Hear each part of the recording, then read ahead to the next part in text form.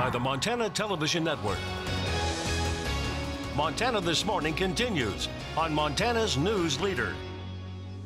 Florida Governor Rick Scott says Hurricane Michael is responsible for unimaginable destruction. I'm Laura Podesta. I'll show you images of the damage, including one town that was nearly flattened. Tourists are spending more right here in Gallatin County than anywhere else in the state. I'm Adair Spab, and later on I'll tell you the positive and negative impacts that come along with that. Happy Friday, Southwest Montana, 6:30. Chet Lehman with you here. Missy O'Malley is off. Matt Elwell has our weekend forecast in a moment. Meantime, an update. Hurricane Michael now being blamed for 11 deaths, including 5 in Virginia. It also includes an 11-year-old Georgia girl who was killed by debris that ripped through her house. Crews are searching for survivors through the seemingly endless devastation on the Florida Panhandle. CBS's Laura Podesta has more this morning from New York. Rescue teams are going door to door in Mexico Beach, Florida, searching for survivors of Hurricane Michael. I just started crying because I see Louisiana, I see Miami, I see people who have been through this before and understand. The quiet tourist town took the brunt of the storm's 155-mile-per-hour winds. Everybody we know lost their house, everybody, and their jobs. State officials say 285 Mexico Beach residents ignored the mandatory evacuation order. That includes Dawn Vickers, who says the storm knocked her house off its foundation. I noticed that things seemed to be moving outside, and I thought that trees were going by, and I realized it was our house. In nearby Panama City, the damage is enough to shock even the most experienced rescue workers. I've been in the fire service 35, 36 years, and to see freight train cars just blown over, semis blown off the road into the woods, it's just unimaginable. A weakened but still ferocious Michael hit the Carolinas and Virginia yesterday, where flash flooding led to dozens of rescues. When I turned, I immediately started thinking, I knew that I had hit the ditch. And I put it in reverse, and of course, it didn't go anywhere. A North Carolina man was killed when a tree fell on his car. Laura Podesta, CBS News. And again, CNN reporting 5 killed in Virginia as Michael makes its way across the southeast. Roughly 1.5 million customers from Florida up to Virginia have lost power because of the storm. Florida Governor Rick Scott says 20,000 utility workers are working to repair down power lines in just his state. So the devastation is extreme, and the fatality count now at 11. Pretty amazing storm. The system still impacting the United States, even though it is in the cooler waters in the Atlantic. At this point, you can see that moisture still working up from New York back toward Boston. So something that we're going to continue to watch as we go through the next handful of days. Look how quickly this just takes a beeline. As we head into the late part of the week next week, back into across the pond area. So we're going to be watching this move out in quick fashion. Temperatures this morning into the 20s. We have relatively clear skies. Wind speeds expected to pick up later today. Our temperature is going to be below average once again, but we're creeping ever so much closer to average with our temperatures today. Tomorrow, a little different story. Your complete forecast coming up. Thanks, Matt. Just ahead of 6:34 now on this Friday. Last week, we told you that a high-ranking Montana Republican told us the president would be returning to Montana. Now, sources in the Republican Party have confirmed to MTN News that President Donald Trump planning to visit Missoula next Thursday. Missoula County Sheriff's Office said in a social media post that they've been invited to a meeting by the U.S. Secret Service to address security measures in the event of a potential presidential visit to the Garden City. President Trump has already visited Billings and Great Falls in recent weeks to support Republican U.S. Senate candidate Matt Rosendale. Now, President Trump's planned visit to Missoula has Republicans in western Montana excited. It also gives them an opportunity to talk about their political stance on an elevated platform, something that can be quite difficult in liberal-leaning Missoula. MTN's Connor McCauley has more.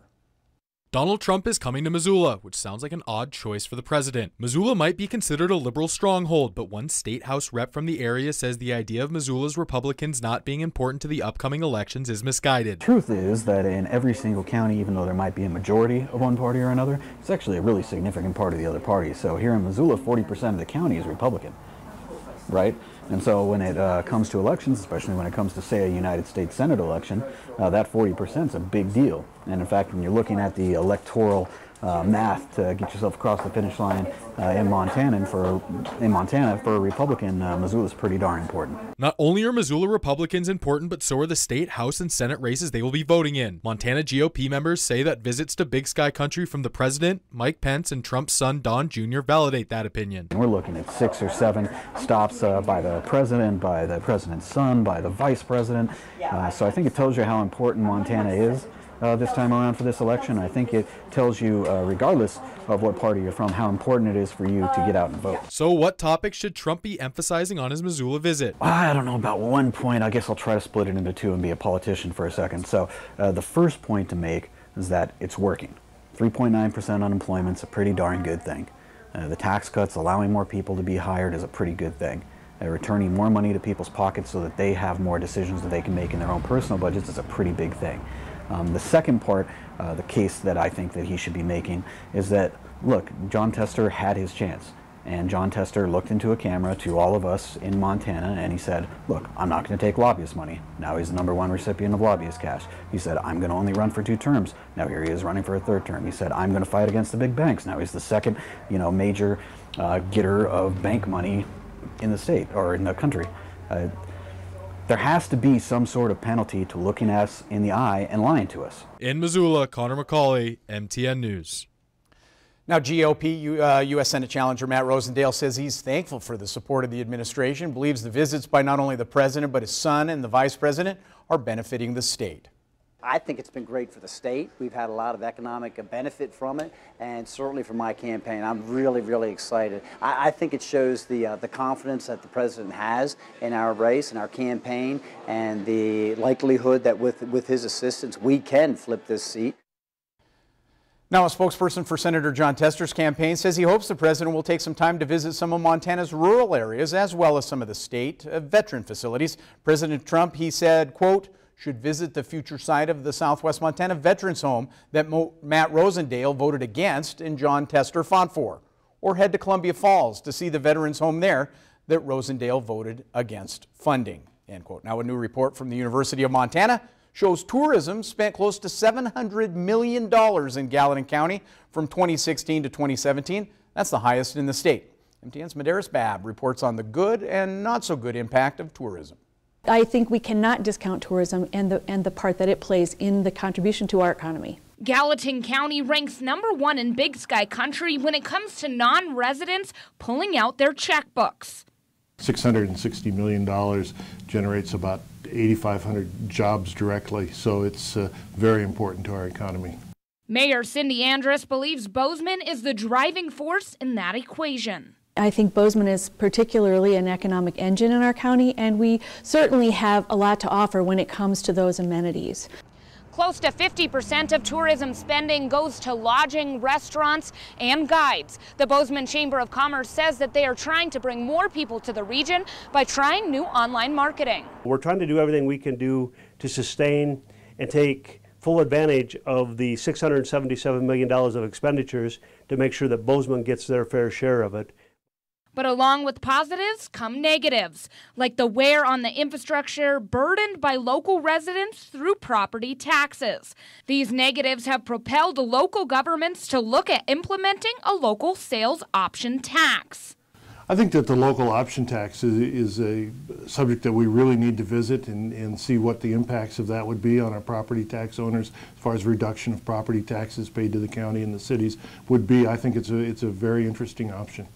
We continue to look for all options that help to alleviate that tax burden for the local residents. So it will be one of the tools in our toolbox that we will continue to look at. Whether the county and city will be able to enforce a sales tax will ultimately be decided by the state legislature this winter. In Bozeman, Medeiros Babb, MTN News.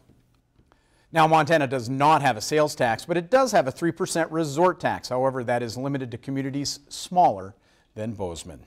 Back on the international scene, a possible murder mystery could put the United States at odds with Saudi Arabia, a key ally. There are reports the Washington journalist killed by a group of Saudis. There's a bipartisan push for the White House to demand answers. CNN's John Lawrence has more. More than a week has passed since Washington Post columnist Jamal Khashoggi vanished. This closed-circuit footage shows the Saudi journalist heading into what Turkish authorities say was a death trap. We're determined to get to the bottom of it, and we'll have more on that in the near future. The Washington Post reports the government of Turkey told the U.S. it has audio and video recordings that prove Khashoggi was murdered inside the Saudi consulate in Istanbul. Senators in both parties want answers. The intel points directly at them and them thinking about this in advance. The administration will have to pay attention to that. Where somebody apparently has been murdered because they had the audacity to speak out against the ruling people in their country. If we do nothing, what do we stand for? On the same day Khashoggi went missing, Turkish authorities say a group of Saudi men flew into Istanbul and checked into a hotel near the consulate. About 2 hours after Khashoggi entered the consulate that day, security footage leaked to Turkish media shows tinted consulate vehicles leaving the area. Saudi officials deny any involvement in the disappearance of Khashoggi. But it's a very serious situation, and it's something we're taking very seriously. I'm John Lawrence reporting. Now, on Wednesday, a bipartisan group of senators sent a letter to the White House specifically calling on President Trump to determine if Saudi Arabia is responsible for Khashoggi's death. And we'll continue to follow that story. Meantime, we're going to take a quick break here, Montana This Morning. When we come back, where do the candidates for Senate stand on the issue of health care? We'll talk with them when we come back. But first, here's a look ahead at what's coming up at 7 on CBS This Morning. Good morning. Ahead on CBS This Morning, we're in one of Hurricane Michael's hardest hit areas as victims return home for the first time. And first on CBS This Morning, go for a ride in Google's self-driving taxi service. We'll show you how Waymo vehicles work ahead of their planned launch. We'll see you at 7.